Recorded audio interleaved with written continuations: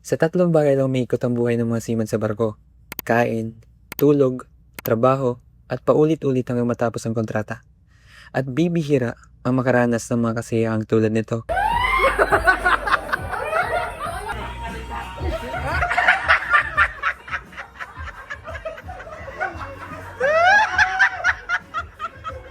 Pero bago ang lahat, simulan natin ng kwento bago mag-Disyembre.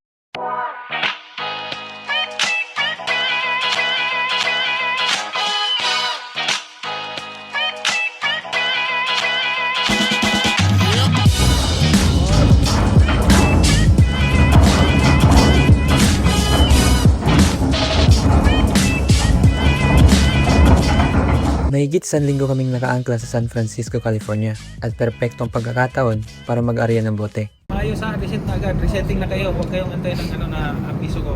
Ngayon, yun na yung procedure. Kasi mag-unload tayo release eh. Okay, sir. Magalaw kasi pag nandun tayo sa ano. Tapos pagka naman, pag nasabit na to para pag iangat natin konti. May puson, Sir. sabay angat na, balik dito. Okay? Ay, sir. Safety first! Safety first! Dapat ilak yung sarili ha. Dito. Sir.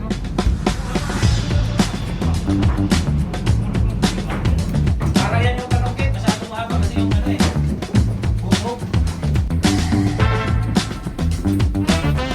Maganda check na ikaw ang Puson mo, hanggang konti.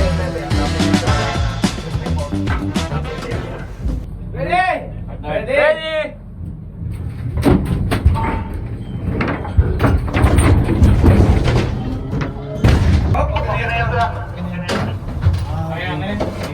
Ready, handa ha? Yes, sir.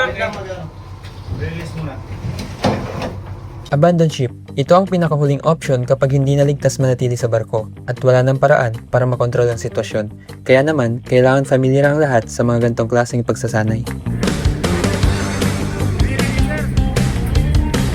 Hindi ka magkaroon ng problema yung palipit. Hindi maikot naman yan. Maikot yan.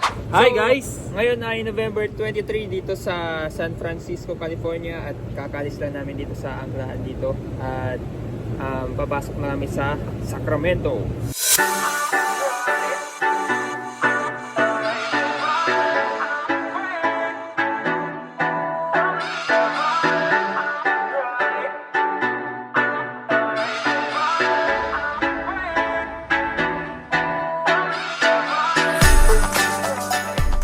Walo o hanggang 9 na oras ang papasok at palabas ng Sacramento. Kinabukasan ay lumabas nga kami para mamili ng groceries para sa mahabang biyahe. At ang susunod naming perto, Japan. Good morning guys! It's November 24. Dito pala kami ngayon sa Sacramento, California. Sama si Boso, nalabas kami.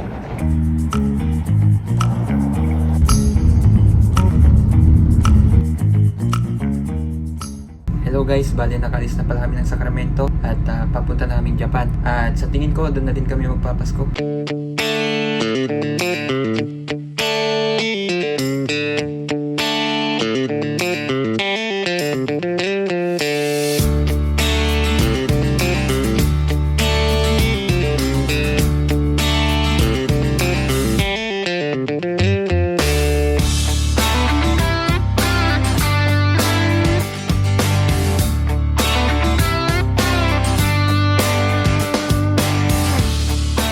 Mahigit 2 linggo ang biyahe namin mula Amerika hanggang Japan.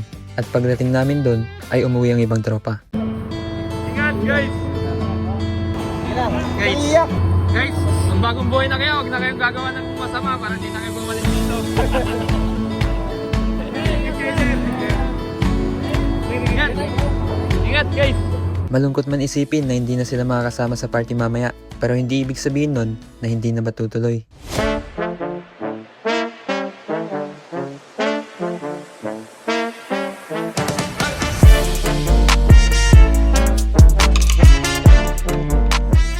Bago pa man yan, simulan natin sa masasarap na pagkain.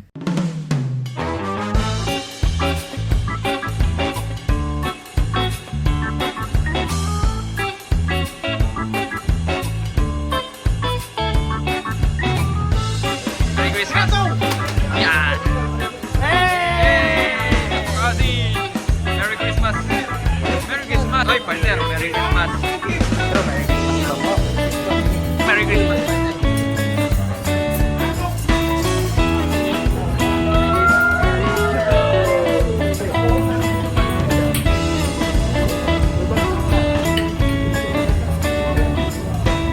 At syempre pagkatapos ng kainan, simulan na natin ang kasiyahan.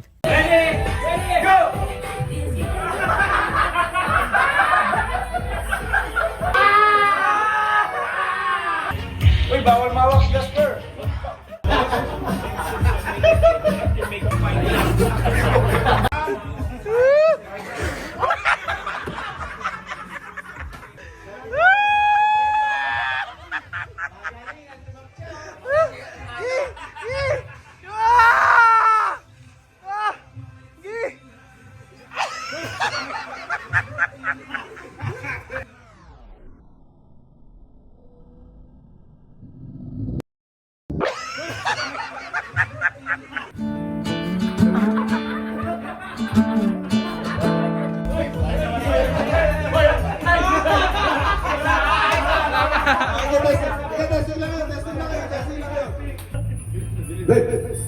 Blue.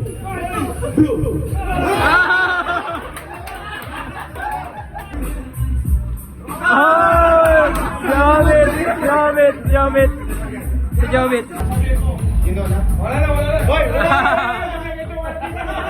Tatlo na lang guys. May isa na lang yun. 29. Patro!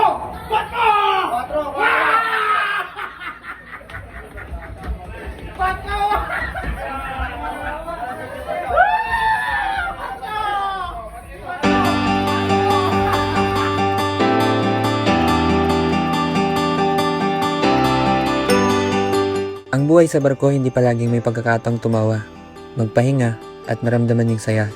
Sa gitna ng alon at trabaho, yung simpleng pagkakataon na to, dito mo sandaling malilimutan ang mga pagod at bigat ng iniisip mo. Bihira at simpleng kasiyahan, pero tunay.